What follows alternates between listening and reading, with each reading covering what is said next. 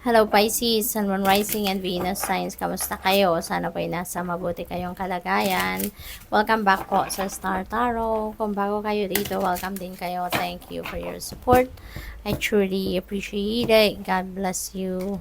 Pisces, napakaganda ng paunang mensahe ninyo. This is good news coming your way. May mga wonderful opportunities din na dadating dito. There is also travel. So, maybe mabibisi kayo. No? Kasi baka yung mga opportunities din na paparating sa inyo rito could be wonderful opportunities na pwede rin na related sa trabaho, karera, pagkakakitaan, side hustle, mga ganun ba, no? Pwedeng sa iba't ibang part ng buhay ninyo ang mga paparating na oportunidad na yan. At maaari din na ang travel na to, for various reasons. Pwedeng may international sigurong travel, maybe pasyal, pwedeng migration, job opportunity, no? It could be anything. At kaya kailangan handa kayo. No, you need to be ready. You need to be physically, mentally, emotionally fit and ready for anything na pwedeng mangyari. Kasi fast-moving energy ito sa Eight of Wands. So, pwedeng merong mga biglaang pagbiyahe.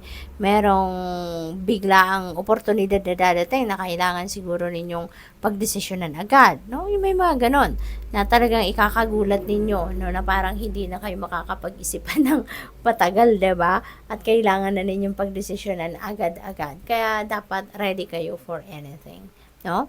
Even yung mga travel documents ninyo, no? Dapat lagi lang yun naka-ready, 'di ba? Lagi lang nakalagay sa isang envelope, naka-ready lang yung passport. Yung mga ganun kasi baka kung international ang travel, 'di ba? At saka yung mga documents, no, laging dapat nakaayos yan, mga birth certificate, marriage certificate, or kung ano man, para kung ano mga opportunity na mayroon dadating na biglaan at kailangan ninyo magdesisyon agad-agad kung kailangan ninyo ng mga dokumento, mga ganon, at least alam nyo na kung saan ninyo kukunin, diba?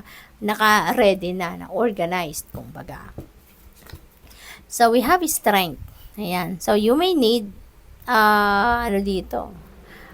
hindi lang inner strength, kundi pati yung physical strength. Kailangan talagang malakas ang pangangatawan ninyo, laging healthy kayo, yung gano'n, ano? At yung inner strength and courage ninyo, kailangan talagang laging matatag lang kayo, matibay ang inyong loob, lalo-lalo na kung, kunyari, ito magta-travel kayo, pwedeng international travel, di ba? And you may be traveling by yourself. So, siguro mag-isa lang kayo. So, kailangan, di ba, matapang, yung ganon, no? Na kahit mag-isa lang kayo, kayang-kaya ninyong gawin, 'di ba? Kung anong mga bagay-bagay na kailangan ninyong gawin diyan na kahit wala kayong katulong, 'di ba? So dapat talaga pagganahin ninyo yung inyong courageousness, kumbaga.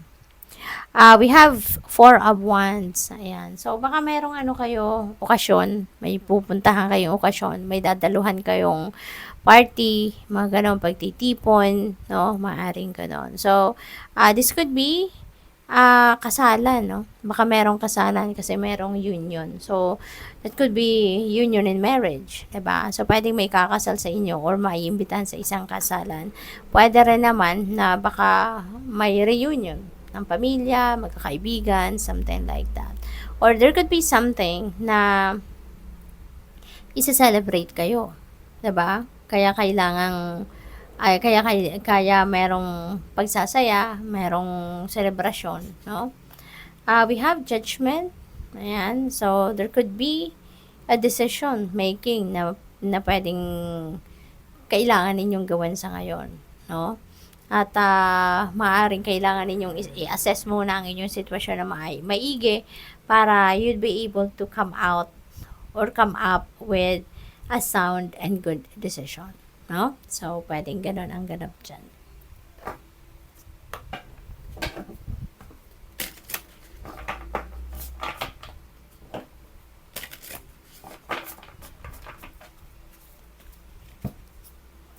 So, we have trust. Magtiwala lang kayo. Okay? You need to trust the divine. Hindi lang yon, kundi trust yourself then. Trust your divine plan, diba? Yung God's divine plan. kailangan magtiwala lang din tayo dyan. Kasi, maaaring ang iba sa inyo dito may sitwasyon na medyo challenging, no?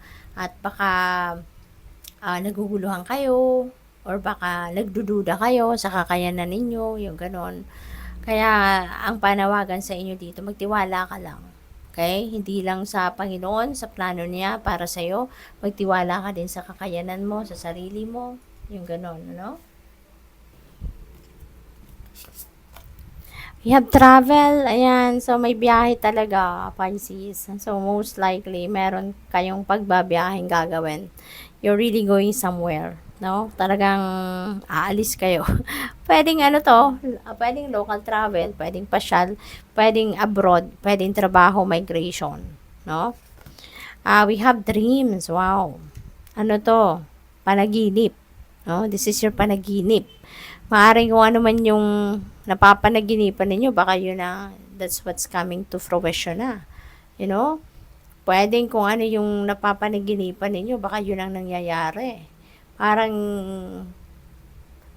vision, 'di ba? Na maaaring napapanaginipan ninyo matagal na ninyong napanaginipan, yung ganon. Rephrase ko lang. So, parang meron dito something na napanaginipan ninyong matagal na tapos ngayon nangyayari. Yun ang pick up ko dito, Pisces. So, maybe may ganun nangyayari sa inyo. So, think about it. No? Kasi baka naisip ninyo na parang napanaginipan ko na to before. Parang pumasok to sa panaginip ko. Tapos ngayon, ito yung nangyayari. 'Di ba?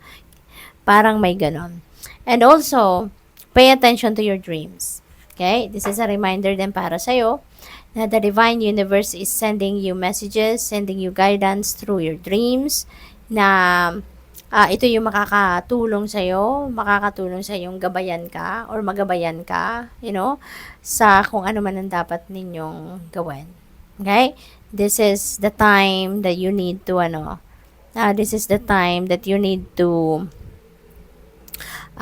pay attention, no, sa mga elemento na nakikita ninyo sa inyong panaginip, para nang sa gayon, you know, magabayan kayo kung saan kayo dapat papunta, ano mga dapat ninyong gawin, 'di ba? What are the things that you need to focus on sa ngayon, no? Dumadaan ngayon sa inyong panaginip. Kaya kung natatandaan niyo pa kung ano yung mga elements na nakita ninyo sa inyong panaginip, make sure na i-decode ninyo ibig sabihin nito, no? Kasi guidance yan para sa iyo. Yan ang mga mensahe para sa iyo, no, na gagabay sa iyo or magdadala sa iyo sa direction na dapat ninyong mapuntahan. Okay? What else?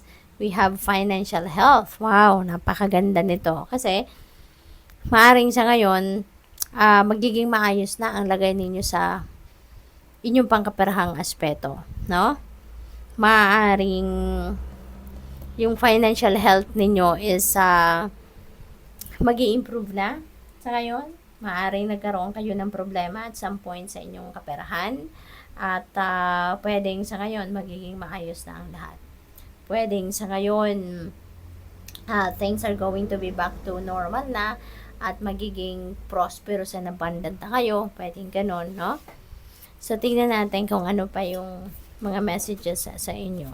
But this is exciting kasi parang ito na yung simula, no, ng pag-asenso ninyo. Ito na yung simula ng pag-establish ninyo ng inyong financial future, savings ninyo for the future, yung ganon. We have voice. Ayan, gagamitin nyo na sa ngayon yung inyong sariling boses, no? Para ma-express ninyo yung inyong sarili, ma-express ninyo yung inyong mga saloobin, ma-express na ninyo kung ano yung mga laman ng inyong isipan. Okay, Pisces? So, maybe this is the time. You know, this is the time na magvo-voice out na kayo. Pwedeng sa ngayon magkakaroon na kayo ng courage, no? Kakaroon na kayo ng courage to speak up. Kung ano man ang stand ninyo or opinion ninyo about something. So, ayan, magiging ano na kayo ngayon, expressive. We have breakthrough. Ayan, so feeling ko yung breakthrough na to could be related to that financial health, no?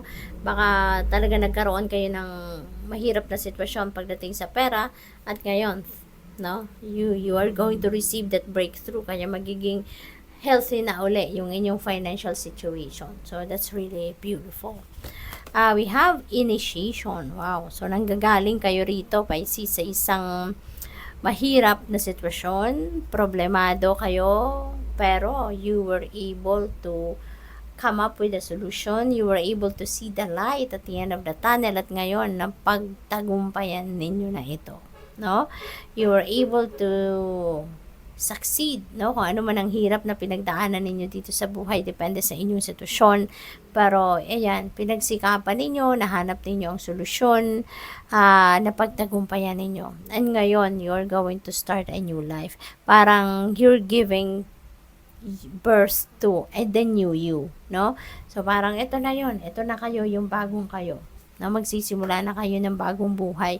Marami na kayong natutunan. Marami kayong bagong learnings and wisdom na napulot ngayon, and maybe you're going to apply that, no, sa buhay ninyo sa ngayon na magsisimula kayo ng new life.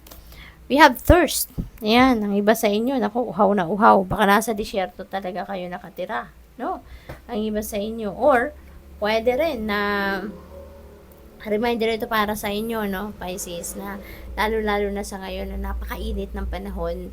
Ang ibang lugar nga, 'di ba, nasa critical level yung yung heat index, 'di ba? Kaya ingat kayo, no?